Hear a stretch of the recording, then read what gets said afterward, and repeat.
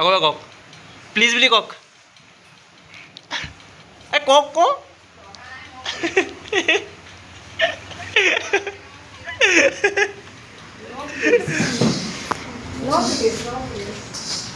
দিয়ক কৈ দিছোঁ দিয়ক কি সহায় কৰিব লাগে মই মানে কি কয় মানুহৰ কথা শুনো যে ভাল মানুহ কি কৈছে আৰু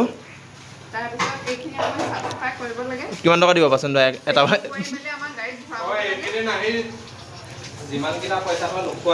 অঁ